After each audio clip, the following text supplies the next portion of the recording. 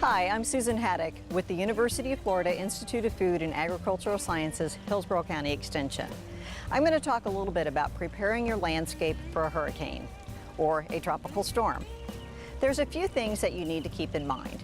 The most important thing is to survey your yard. In surveying your yard, you're going to look for loose items that might blow when we get high winds. A couple of things to be aware of are things like children's toys, or swing sets, or fences and arbors that may not be real secure. So you may want to tighten those down and put your hoses in such a way. Another item that we're real big on here in Extension is rain barrels. So if your rain barrel is not full of water, make sure that you either secure it or bring it indoors because it can also blow away. One of the things that you can do for your landscape to make it more wind resistant is to layer planting. It might be a little bit too late to get started on that this year, but you can make a good plan for next year. When you layer low plants to high plants around your house, it helps deflect the wind up and over your home and will actually protect your home from high winds. In many cases, homeowners are worried about trees that might fall on their homes.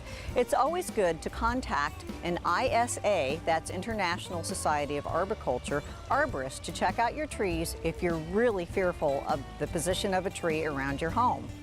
But there are a couple things that you can do or have an arborist do that may help those trees. We really don't want to do any major pruning on our own because that can weaken the tree and make it more likely to fall or have branches break. But there are certain pruning techniques that can be done to thin the tree a little bit to allow the wind to move through that tree rather than blow it over. So again, contact an ISA certified arborist to check out your trees if you have some you're concerned about. Prior to the hurricane season, many people think about pruning their palms. Unfortunately, many people over-prune their palms, and that's what we consider to be a hurricane cut. That's when the palms look like they've been given a mohawk haircut and there's very few fronds left at the top. That's really very unhealthy for palms. There's a number of reasons why people do that. One, they move here and they think that's the way they look. All my neighbors have them that way, so I should do it too. The second reason is that people think that having few fronds on a palm make them more wind resistant during a windstorm. The third reason is, in many cases, either you or your association may have hired someone to prune your palms, and either they over prune it or we say, prune a lot off so I don't have to do it again this year. Well, as for the first reason, palms do not naturally have just a few fronds. If you look out in nature, they have a very full, rounded head. That's the sign of a healthy looking palm.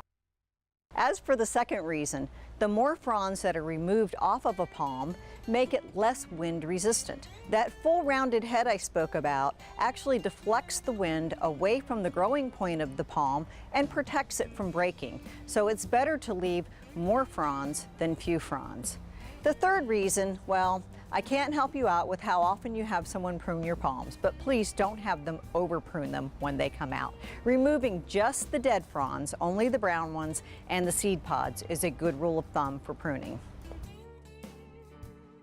If you have any questions or concerns about the palms in your landscape, please feel free to contact us here at the Hillsborough County Extension Service. Our phone number is 813-744-5519, or you can check out our website at hillsborough.ifas.ufl.edu.